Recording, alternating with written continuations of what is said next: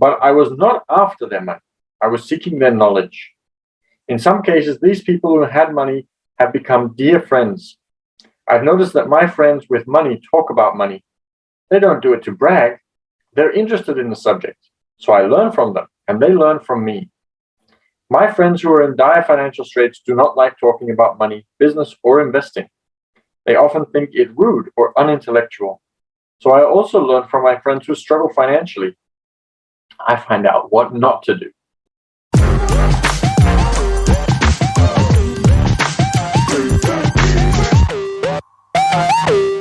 Good morning, everybody. Hope you're all having a great day. We are going to do some reading as usual.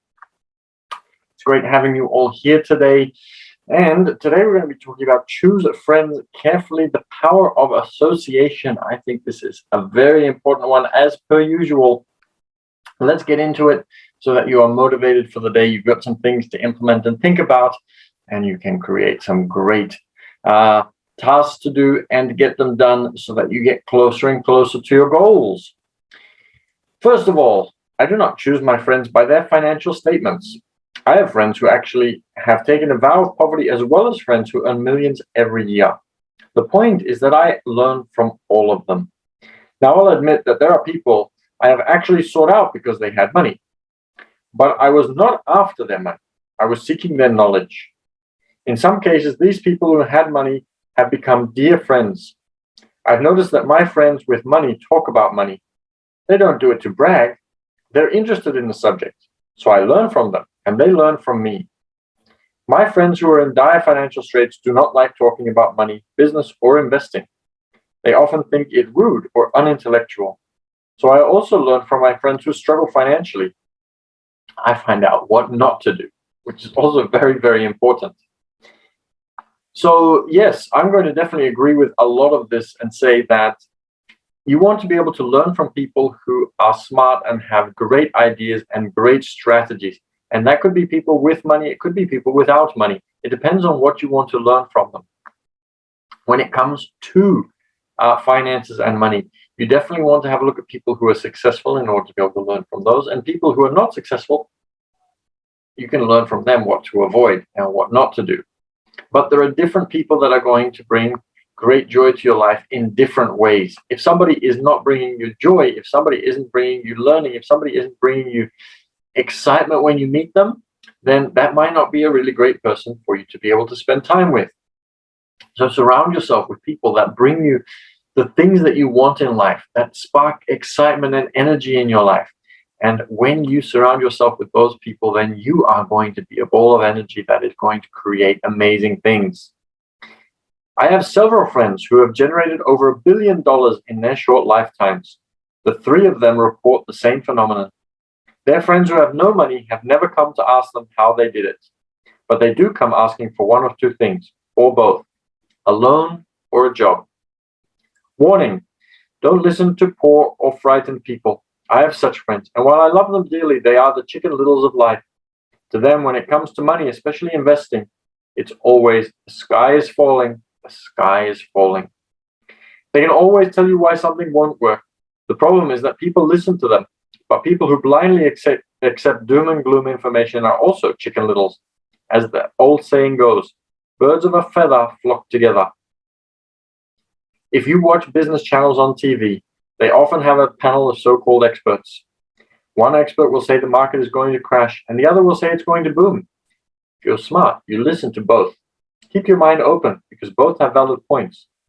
And the future can never be told. So I always like to listen to two different viewpoints, because there is always people who are saying the opposite of what everybody else is saying. There are always 2 points of view, and everybody has their reasons. And only the future can tell you what the future will bring. Unfortunately, most people listen only to Chicken Little. I have had many close friends try to talk me out of a deal or an investment. Not long ago, a friend told me he was excited because he found a 6% certificate of deposit. I told him I earned 16% from the state government. The next day, he sent me an article about why my investment was dangerous.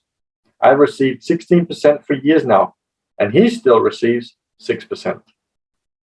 I would say that one of the hardest things about wealth building is to be true to yourself and to be willing to not go along with the crowd.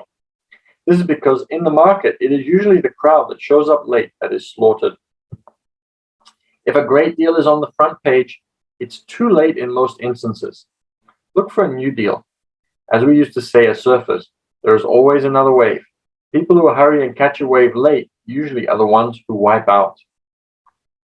This is also very true. So things start and momentum builds, and then everybody jumps on, and all of a sudden the taxi drivers and the shoe polishers and everybody is a part of something. And that is when first people start to leave, and then more people start to see that the first people have been leaving.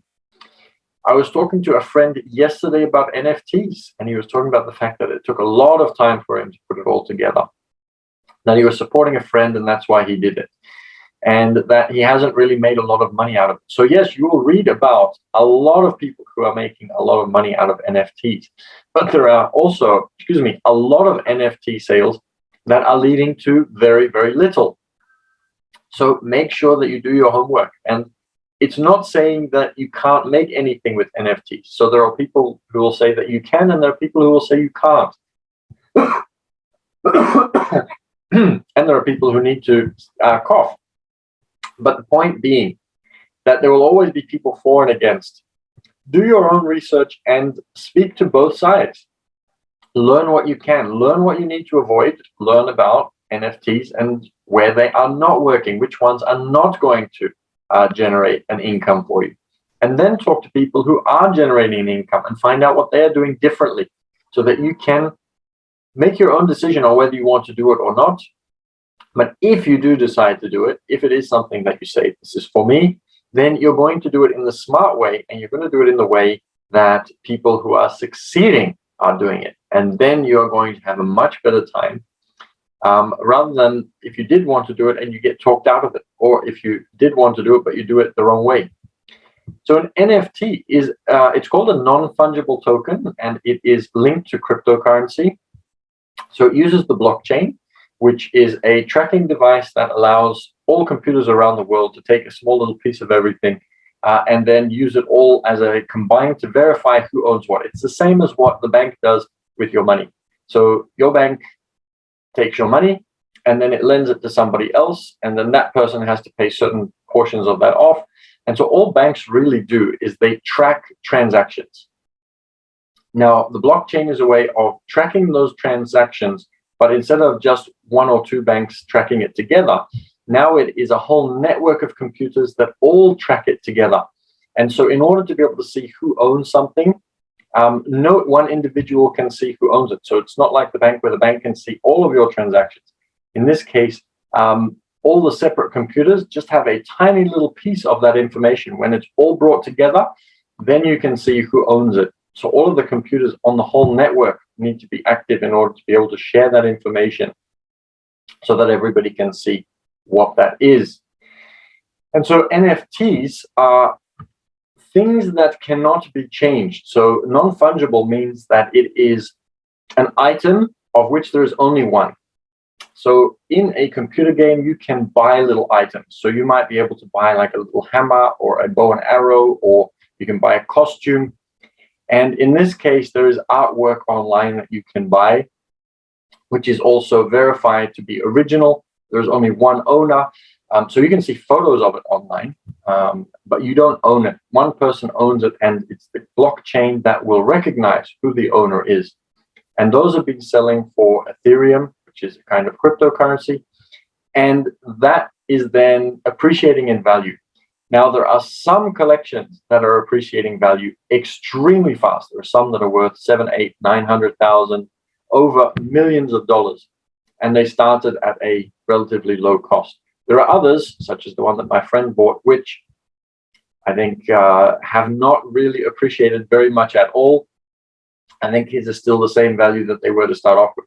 So it pays to know who to talk to. It pays to know who is connected and which collections are going to make money. And generally, it's the people that got in first. So it brings us back to what we were talking about. It's the people that get in first who create that hype that allows the whole wave to start. And if you're not connected to the right people, it's going to be very difficult for you to be able to make money, because there are also lots of collections, probably about 80-90% of the collections are not going to make any money. So you need to be connected to the right people to know who is actually making money from these things. Wow, that went a lot deeper than I thought it was going to go with regards to the NFTs. But the idea being that you need to be connected to the right people, you need to understand the waves, and you need to catch the wave early.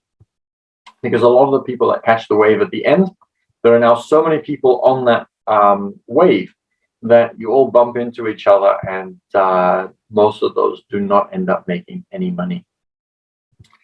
Okay, smart investors don't time the markets. If they miss a wave, they search for the next one and get themselves in position. Oh, by the way, did that answer your question? Hopefully that explained everything for you. Let me know if you have any other questions. So that was Mladen on the Zoom, who asked about NFTs and what they actually are. This is hard for most investors because buying what is not popular is frightening. Timid investors are like sheep going along with the crowd, or their greed gets them in when the wise investors have already taken their profits and moved on. Wise investors buy an investment when it's not popular. They know their profits are made when they buy, not when they sell. They wait patiently. As I said, they do not time the market. Just like a surfer, they get in position for the next big swell. And that's another important lesson. You make money, and Robert Kiyosaki has been saying this for years and years and years, and it is absolutely true. You make your money when you buy, not when you sell. Everybody thinks you make money when you sell. That's not when you make the money. If I go to the shops and I want to, this is a classic example. I used to have a cafe and I challenged everybody to start a business together.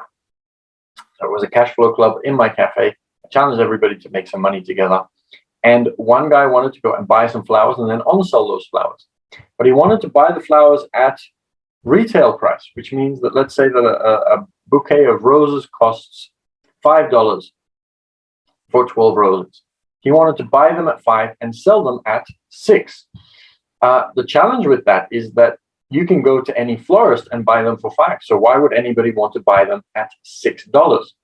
So that would have been a very tiny margin and a very little chance, very small chance, that he's going to be able to succeed with that.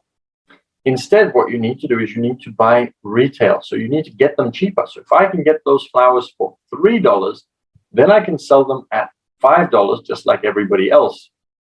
Or if I can get them at $2, I could even sell them at $4. Now people are more inclined to come to me because my roses are cheaper than even what you can find elsewhere.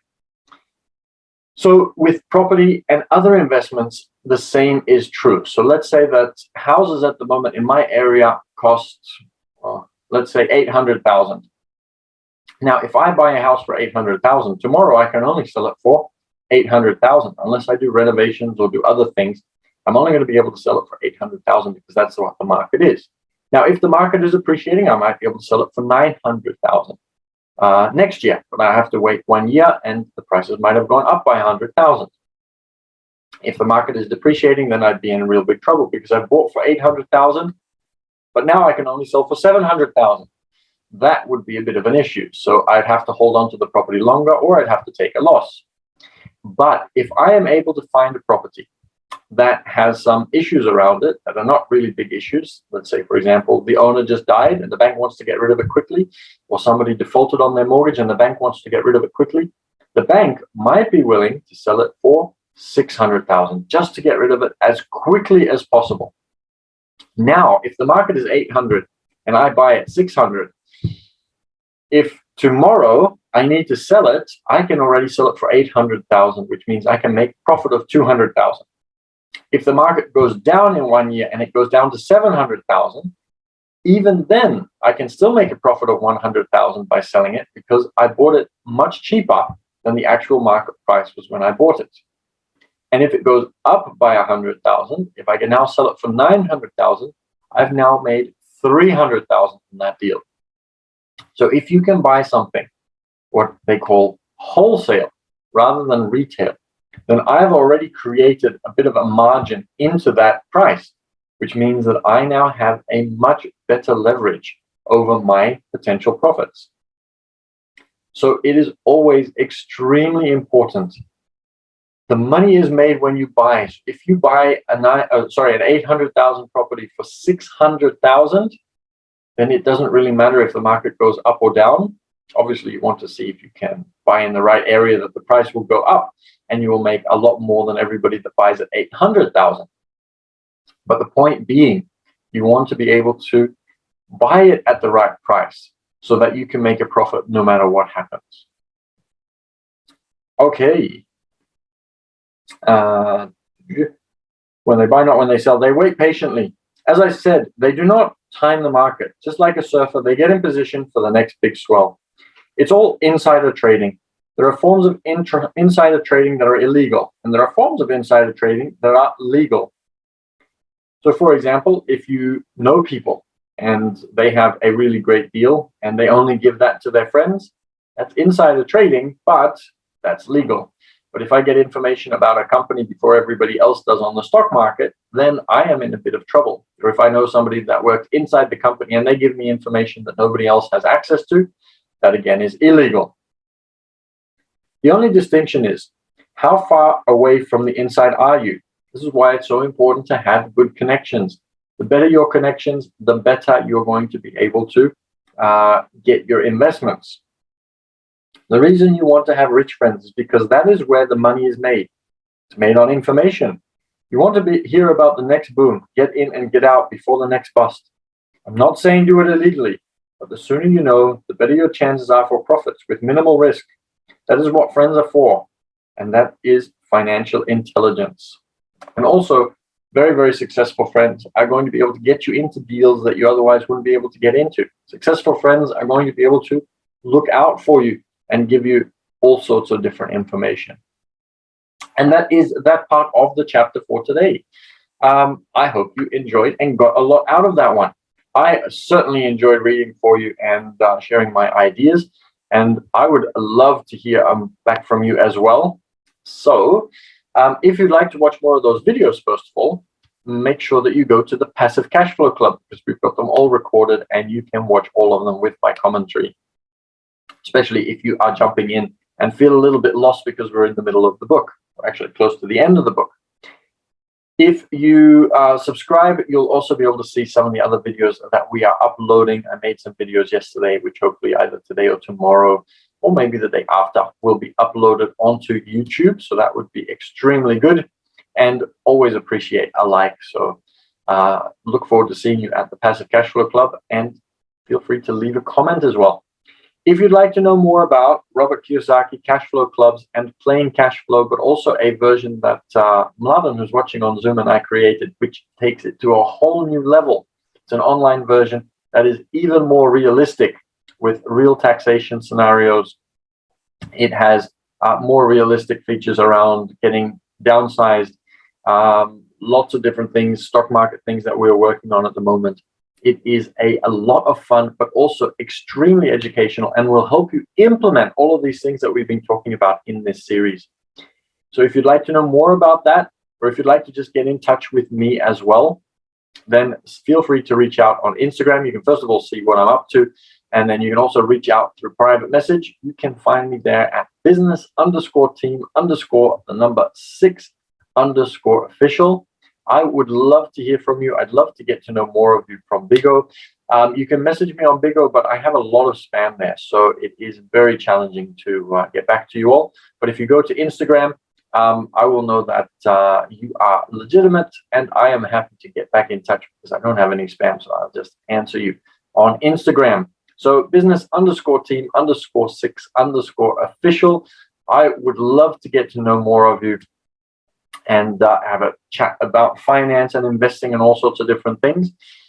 But on that note, I'm going to leave you all to it. Have an absolutely amazing day today. Surround yourself with amazing people and do some things towards your goals, because you deserve to have an amazing life. And I'll see you all tomorrow at 8 a.m.